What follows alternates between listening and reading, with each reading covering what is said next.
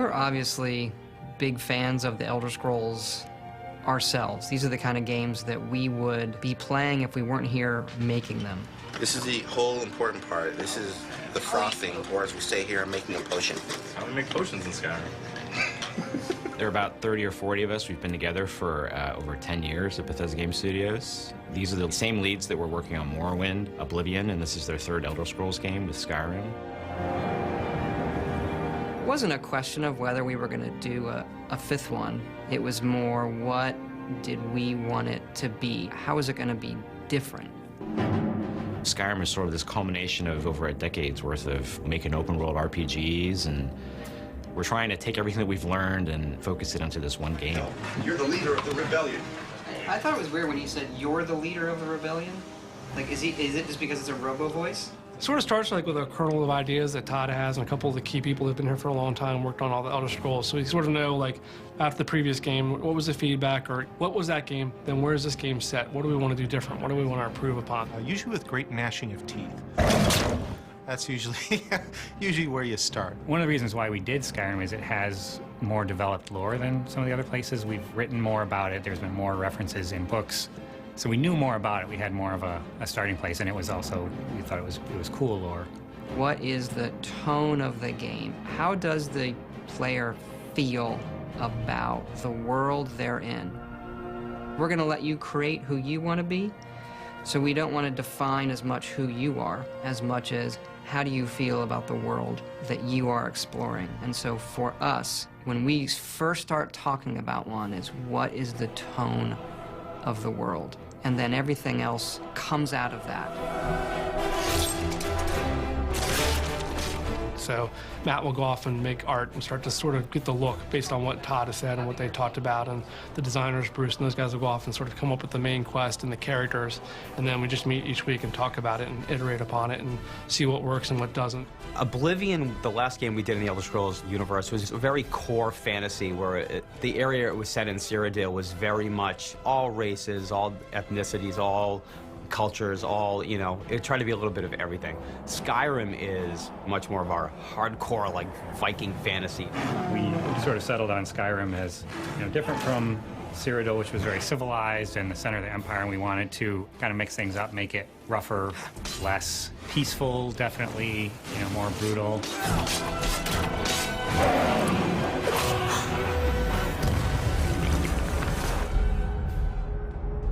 Skyrim starts the way every Elder Scrolls game starts. You're a prisoner, you don't have a background. And it's sort of like an Elder Scrolls tradition. We want the player to fill in those blanks, you know, with their own imagination. You were trying to cross the border, right? Skyrim was fine until you came along. Elder Scrolls especially, we give you, you're a blank slate. And we've wiped your history clean, and you're free to make your story as you wish. And in this particular case, you're being led to your execution. And the execution is interrupted by a dragon attack. And into the keep! You were a criminal and you were accused of some crime, but it's like, what is this other stuff going around? There's this weird civil war going on. He doesn't have the men. That's not what my scouts report, sir. And there's a lot of tension in the world. And in Oblivion, you weren't the person that saved the world. You helped the person save the world. But we definitely knew, like, this is Skyrim, you know, the land of the barbarians. We want you to feel like, you know, the Nord hero here.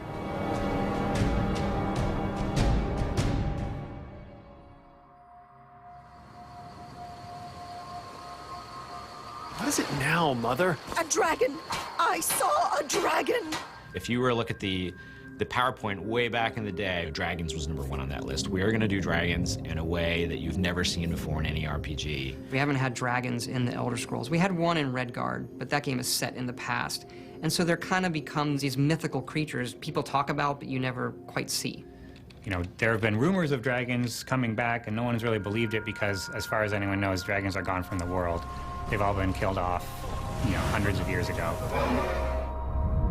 But now here's this dragon. What's that about? The Nords have this god in their pantheon, Alduin. Alduin, who is this, I don't want to say evil, but dark god in the Elder Scrolls lore, he is a dragon. In the ancient times, he sort of ruled over the humans in this part of the world.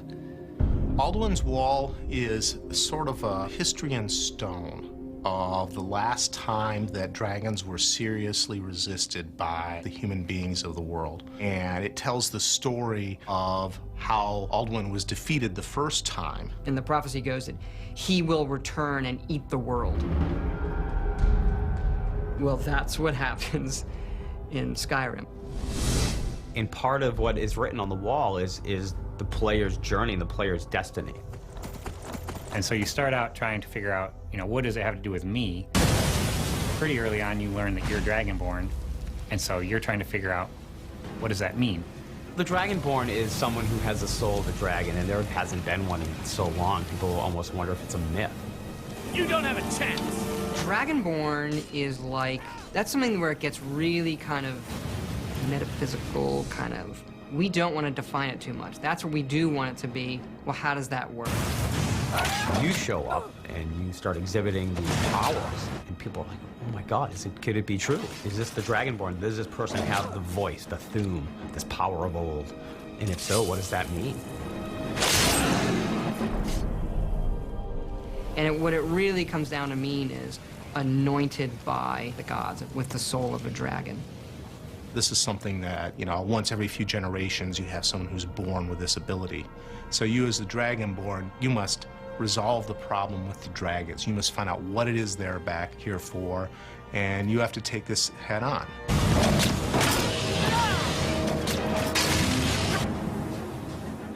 Part of it is a mystery, and then once you have the, okay, this is what's actually going on, then it takes on a more adventurous, less mysterious tone.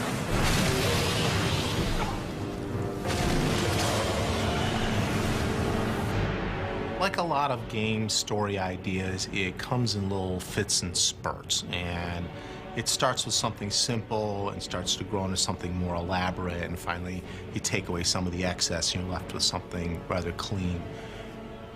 For us, it started with a very simple concept of dragons. If we're going to do dragons, we need to do dragons right, because it's a big deal. This isn't something you can just, oh yeah, there's another creature like a bear walking around in the woods. Part of our challenge was to make the dragons familiar without being 100% cliche.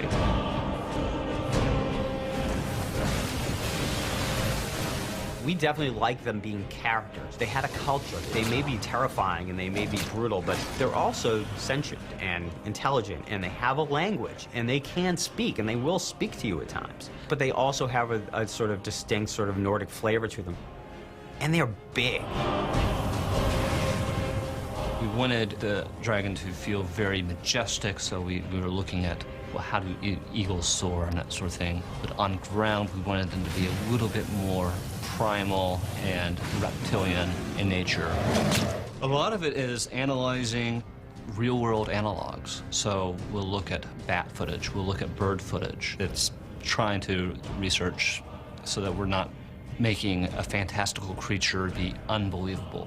It may be a fantastical creature, but it still has to feel like it has weight. It still has to feel like it could exist in this environment. Trying to make dragons feel authentic is, for us, more important than making them feel unique, special, and completely and utterly different.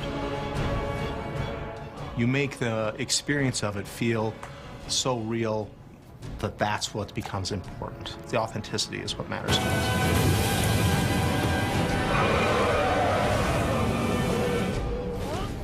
In the Elder Scrolls lore, the ancient Nords had this power of the Thuum, the ability to shout and, form these words of power. It was written then, it was never intended, this is the language of dragons. But when we started, we're gonna do Skyrim, or we're gonna have dragons come back, that was a pretty quick decision. It was like, that's what we always meant. When the dragons in the game, you can hear them speaking the language. So that got us talking about, well, what does this language mean for the player? What kind of device will this be? And so we decided to create this dragon language. Emil, I want you to write this song. That's how it started. Can you write a song that works in dragon language, that rhymes with the Elder Scrolls theme, when translated into English, also makes sense and rhymes? He's able to come up with things, I don't know how he does it. I found recordings of Beowulf in Old English. That gave me sort of the overall feel. As the story goes, he kind of sat on it for a while and went home one weekend and heated up some mead and wrote the thing. He came in on Monday, there it is, and it was like, oh my gosh, this actually works. Each shout has 3 components. There are 3 words. And so it becomes like, okay, I say one word, you know, foos, and then ro, and da. And so when you're doing this as a gameplay device, it's like, it has to all meld together, like foos, ro, da. When you say, foos, ro, da, like that, that's when the big clap of thunder, you know, should fire off in the game. And this blast of energy comes out of the player and knocks your opponent off their feet. And if it all times up just right, it feels perfect.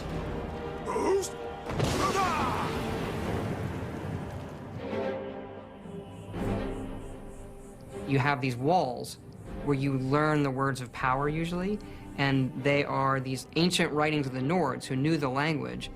One of our concept artists, Adam, come up with like the visual, you know. Todd was directing him, it's like, no, it's gonna look like, you know, if the dragons had clawed it into the stone. So it's very jagged looking. And he decided, well, all right, the dragon has this many claws, it probably uses its thumb claw as like a rotation point, and then he started sketching out different scratch patterns, and eventually that became the language.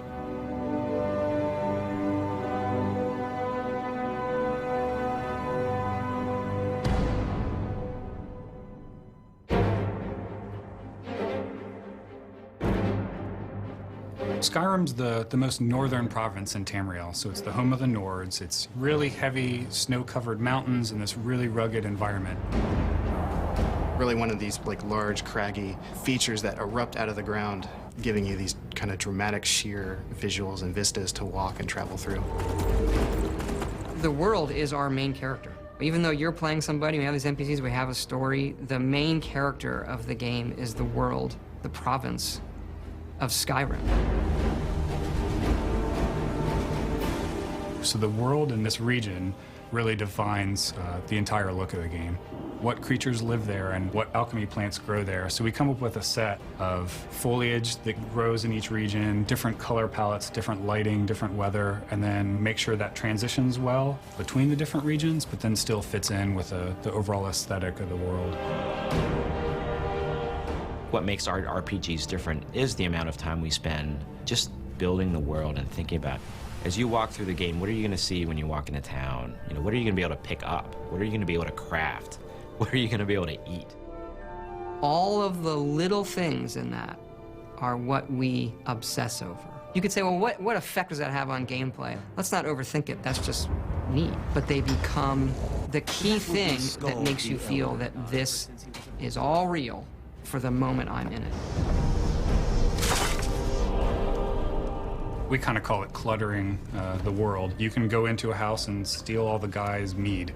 And, you know, that's fun. That was a game you just decided to go do. I want to touch everything and do it and stare at these bushes that have all been individually modeled and what do their flowers look like, and then you can pick the flowers off and they come off and you can eat them and they do things to you and you can mix them into potions. It makes a sense of believability to the world. So you really see how people live in it and what they're doing. And a lot of the story is just told by the clutter or the environment that is just built around that character. There is so much stuff in the game. It is an orders of magnitude larger and has more things in it than we've ever done. It's not enough for us just to create one large city. We're going to do 5. It's not enough for us to do a few farms or a few places of interest. We're going to do 500 hand-placed things for you to look at in the world. And we're going to keep adding, we're going to keep playing, we're going to keep adding. We're adding up until the end. When you come out of that first dungeon and you see this huge open valley of pine trees and clouds and these giant mountains like we haven't been able to do in any previous Elder Scrolls game, that part is really special. That's kind of the first part where we're like, yeah, that's what Skyrim's all about. This big, huge, rugged, open world, and you can kind of go wherever you want in it.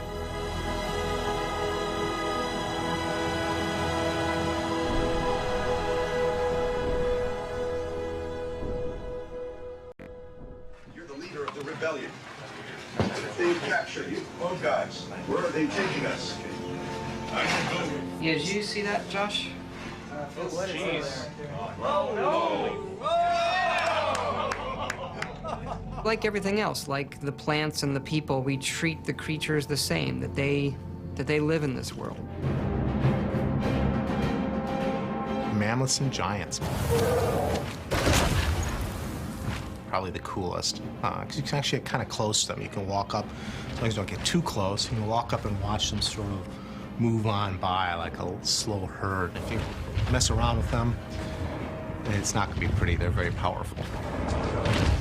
Some of the principal villains in the game would be the Draugr. These are sort of mindless undead creatures. Have archers or porkers, who are these seals. A cool one that people haven't really seen before is the Falmer. These are another type of elf in Elder Scrolls lore. In Skyrim, the idea is that they've lived underground for a long time, so long that their eyes have all grown over. We have hag ravens. She's a really powerful magic user. Which are evil witches who have decided to trade some of their humanity for all kinds of evil magical powers. One of my favorites in concept and execution are these ice wraiths. There's a line in lore that Nords, when they come of age, will go fight an ice wraith. But we didn't really know what an ice wraith looked like. So we didn't want to do just a typical ghost specter thing. So we worked with one of the concept artists, and he had this idea for this really cool serpentine crystalline ice creature. And they move on the wind. That's the kind of thing that feels more unique to this game. They're pretty terrifying.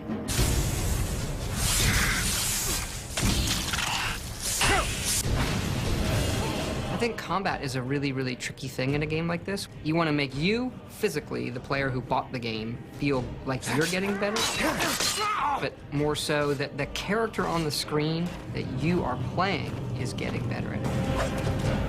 Where do you draw that line? How much does it become a reflex game? I'm good at blocking at the right time versus my character's good at blocking. Look at combat in a big way. Tried to make it more emotional and impactful and visceral. Have the player moving around more and be moved around more rather than just be kind of static. I mean, a lot more action-oriented, and that always presents a lot of challenges because it actually involves a lot of math and timing to make it fluid and fun, and a lot of iteration. We did spend a lot of time just, taking a mace and hitting fake guys in the head on the screen until it, punchy or, oh, now you're going too far, it looks too silly, okay, pull back. If we can succeed at, here comes a wolf, and I take an axe, and I plant it in his head, and he dies, and I take his hide, like if that, just something that simple, you feel like, yeah. You feel good about it, then when we're fighting giants or dragons, that's much easier.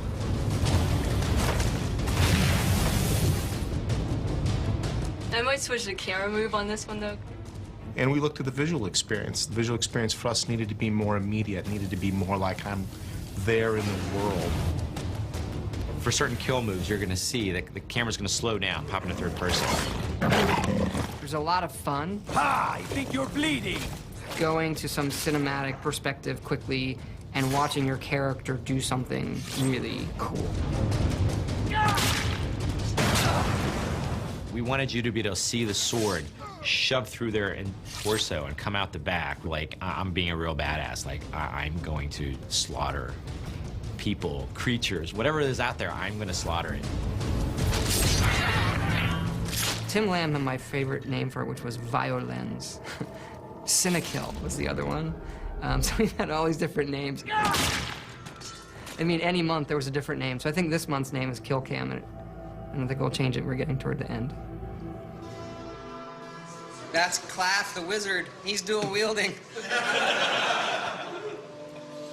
The key to combat in Skyrim is being able to wield weapons and spells in both hands. So that's a new thing for us. One of our big mantras going into the game is you are who you play. And a lot of that is, what are you going to put in your hands? Dual wielding now means, well, I can have a spell in this hand and a sword in this hand. Or I can have a spell in this hand and the same spell in this hand, and what does that do? Oh, guess what? It does something even more powerful. And so that all plays into how the combat plays out.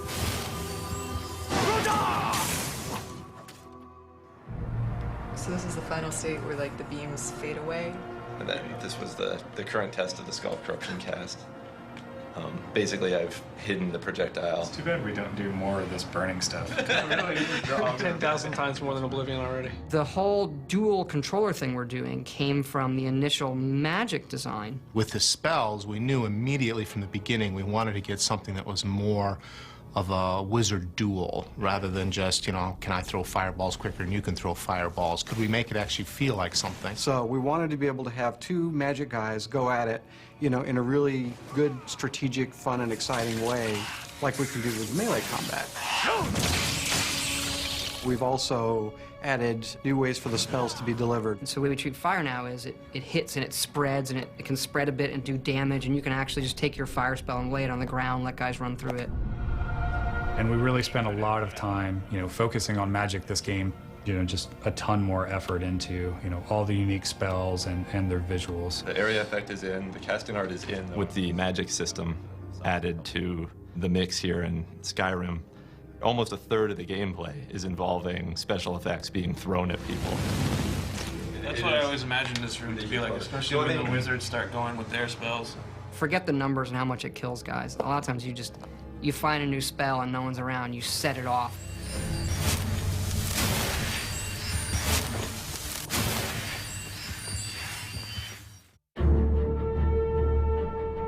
Your damage resistance is determined by your armor and your perks and other stuff that might fold into that. So in this case, admittedly, the player will have to trust that we are doing what we say we are doing. We've always been very big in the Elder Scrolls on dynamic growth of the character. Every single one of our games in the series has had this idea that when you do something, you get better at it. In Skyrim, the game adapts to what you're doing. That was one of the reasons why we got rid of classes. I won't leave Skyrim alive! And you decide what your character is just by going out and doing that stuff. Depending on, you know, what weapon you're using and, you know, whether you do any damage, you're going to get a certain amount of skill usage, and then that's going to build up until you reach that threshold, and then your skill will increase. At that point, once you've increased enough skills, then you level up. You know, same thing with wizardry.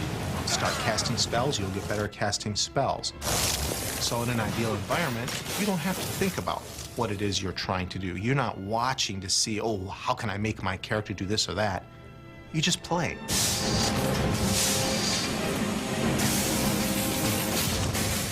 And the game responds. The game responds by letting you become those things. Every time you level up, you get to pick a perk.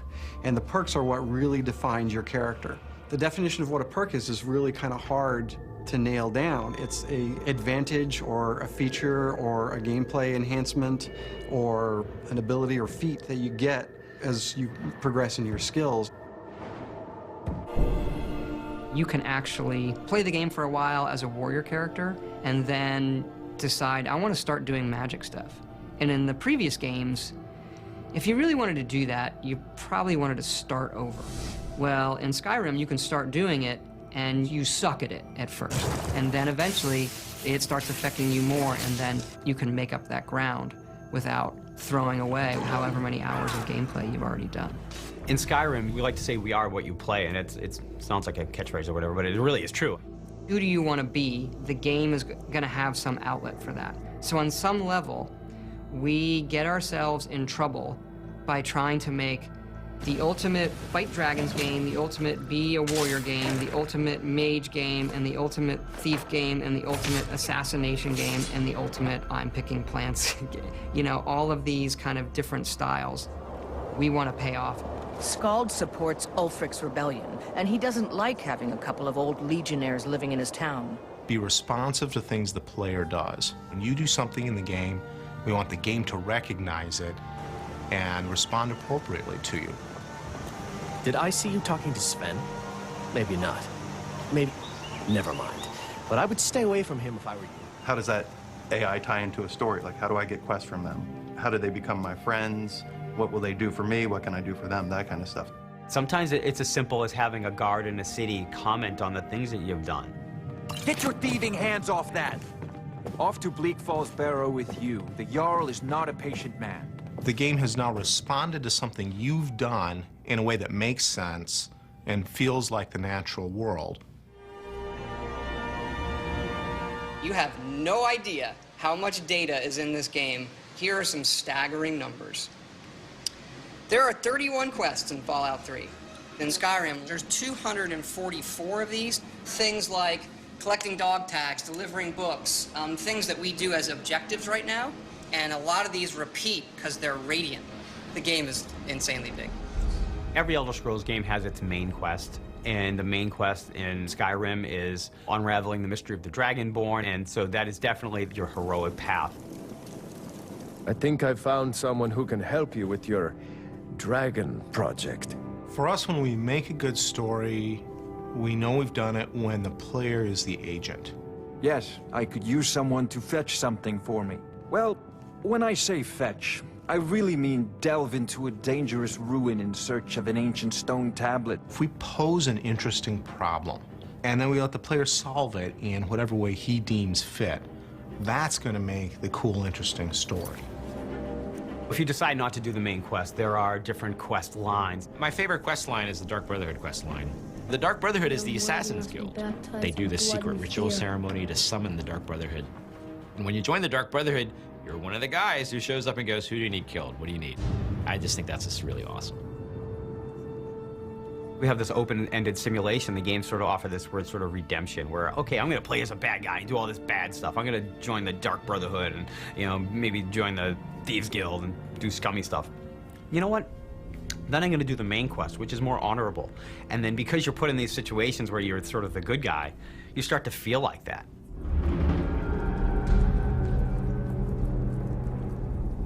The big transition in our studio from Oblivion to Skyrim is we never actually had dedicated level designers in Oblivion. We had them on Fallout, and now we have them in Skyrim. And what that means is that when you go into a cave, it's not just art and stuff. Get me down! It's coming loose.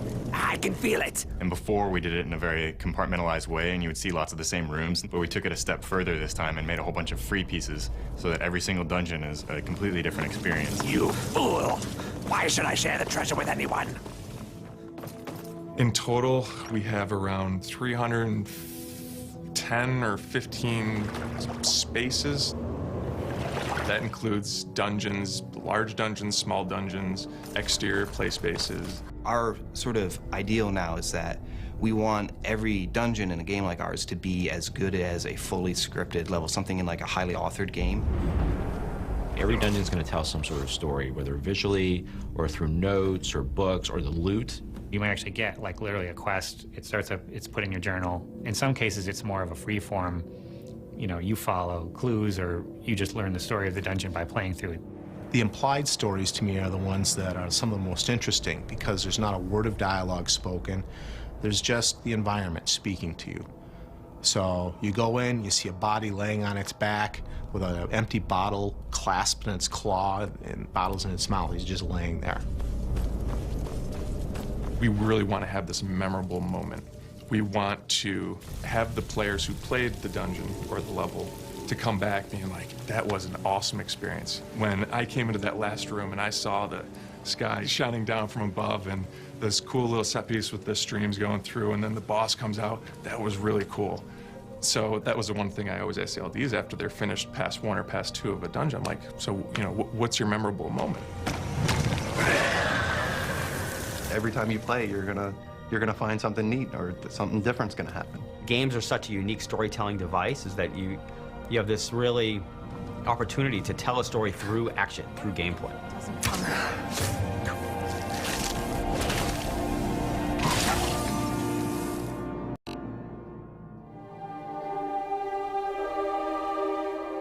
Character animation is something we really wanted to improve upon from our previous games. There are thousands of animations for the players and NPCs alone, not to mention all of the animations for all the creatures. The challenge to making a character in the game, an NPC, feel like they're real, like they're really there, is a tough nut. And part of that is because you and I see people every day. We are intimately versed in what a real person is. This is not a mystery to us. I have no idea what an undead guy is like. So what I need to do to make him feel convincing pales in comparison to what I need to make a person feel convincing.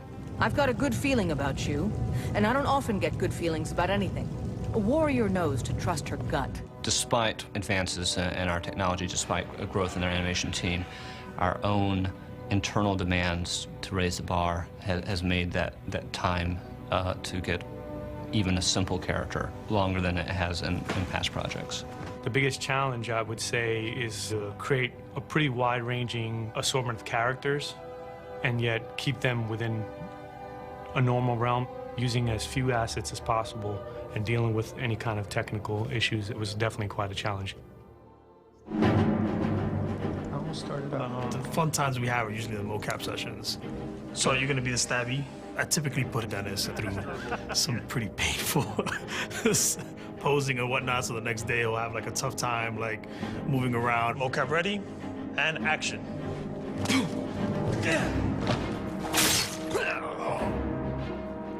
One of the things that we do a lot is kind of leave like messages and pranks on each other. Rick killed me yesterday, you know, that mocap session was too much. And action. And even though motion capture might be a foundation, there's a lot of hand editing of that motion capture data to make it work within a gameplay context. An attack might be sped up, it might be radically altered to make it work for our needs. You'll make a fine run. I think the best NPCs, you can tell a lot about them from the voiceover. I've been thinking, maybe Camilla needs a little help seeing Sven for what he is. That little bit of writing and how they say hello is, I think, like one of the hardest things to do. Only thing better than riding a swift horse is riding a swift horse over the enemy. You know, in Oblivion, we had like 12 actors, and that was one of the complaints is you walk in Oblivion and you hear a lot of the same voices. So for Skyrim, we want to definitely improve on that dramatically, and we're talking dramatically, like night and day. Everyone thinks I'm too young to be a ship's captain, but I'm going to prove them wrong. And in this game, we have 70+ actors doing over 110 roles. A lot more than we've ever had. Yes, sir. You know, it was for about 4 to 5 weeks, 3 voice studios working simultaneously. Let's see if we can get people trying a quote-unquote Nordic accent. You've come all the way to Skyrim. You're at the tip of the continent here. The guys are big and burly and have beards. The women are big and burly and have beards. And everyone's handy with an axe. And it's a fine line of what sounds good and what sounds like ridiculous. And so we spent a lot of time casting. We have some great actors. Between 9 again, all right, take 9. It's a good thing. Some of the more specific names we have on here: Max von Sydow, Joan Allen, Linda Carter, Christopher Plummer, who I've wanted to put in a game forever. You know the ancient Nord word for war? Season unending. And so it has proved. They were perfect for the part to begin with, and I think everybody had a really good time. I can make them. Thank you, sir. And now 22, we're moving on to a different They bring a resonance to their roles when they talk that you can write like the cheesiest line, and wow, that sounds great coming out of his mouth. Begone, before even my philosophy has tested me on the breaking point. We are men of peace, and you are not.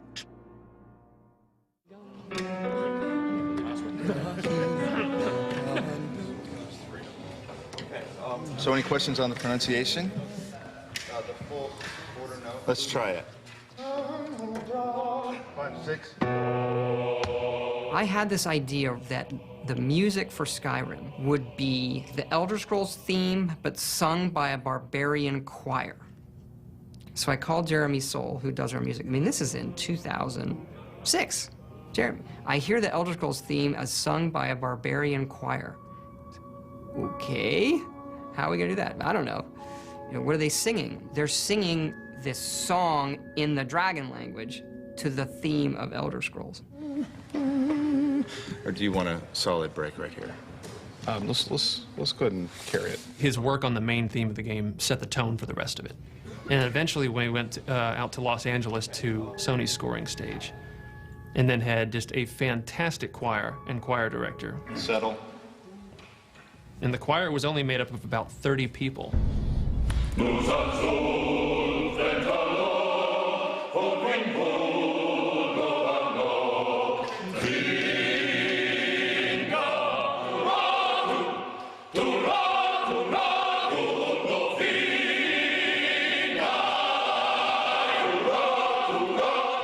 Director would kind of whip them up into more of a frenzy, emphasizing this Nordic feel the whole time. So they're dun dun dun dun dun dun dun dun. You know, you really pound on every downbeat.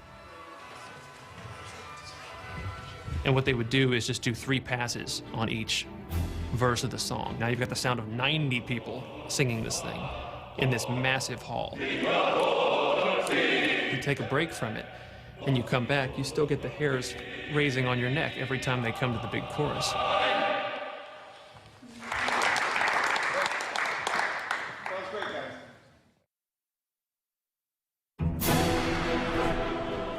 We don't script the music too heavily to where we're trying to match every moment that the player is doing or anything like that.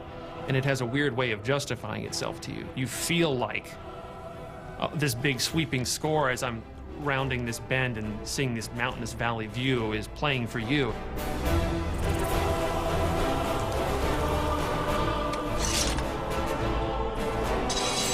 There's nothing satisfying about pulling out a sword with no sound. I kind of debated for a while on whether to try to make them realistic. I tried it.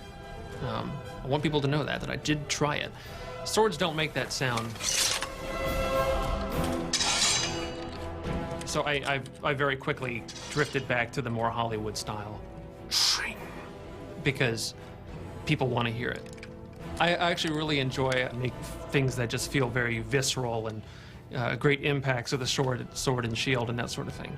So I really have a hard time with magic, actually.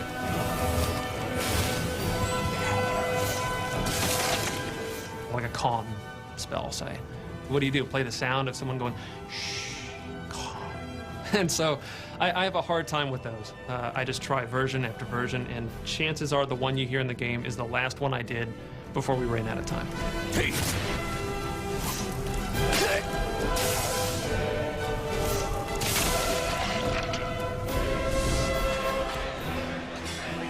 Our games are pretty long. They're like 3 to 4 year development cycles. It does feel like we've been working on it for 20 years, to be honest. It takes a long time to make the game. Today I'm hoping to get to some creature balance. We're going to start on some wizard stuff. We have the wonderful luxury of being able to take people who've worked with everything we've worked with, who know the kinds of things we want to do, and just start immediately.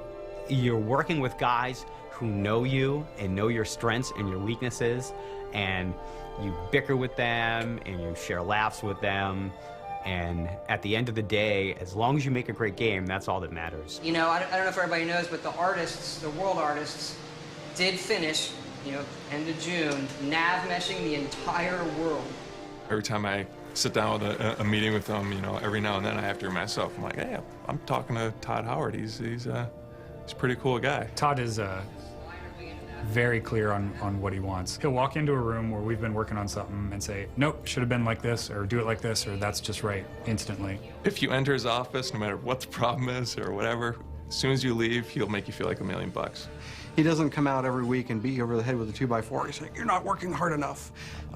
He just does that every other week. All of those things that we liked growing up and the melding of technology and art. Video games, I think, are the ultimate melding of those art forms. Because if you look at a film, they can spend hours rendering one frame, and who cares? And, okay, do that 30 times a second. That's a much trickier problem. And make it fun when I push the buttons.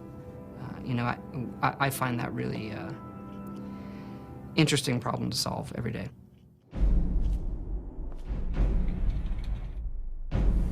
The beauty of making an open world game is you can choose your entertainment to be what you want it to be. And therefore you will be entertained and I'll be happy. I want to give them a game that they're going to hold on to for years and say, I'm going to keep playing this because it's that good and it keeps me in the world. There are no accidents in a game like this. The player is free to interpret everything on their own. It's almost existential in a way. Should I kill that guy because he has some good armor and some treasure I want? how would I feel about killing that guy? You know, that's kind of the holy grail. Forget that it's a video game, but this is an entertainment experience of virtually unlimited possibility, where it's there for you to take it where you want to go. And as you do those things, it will surprise you and reward you for what you're doing.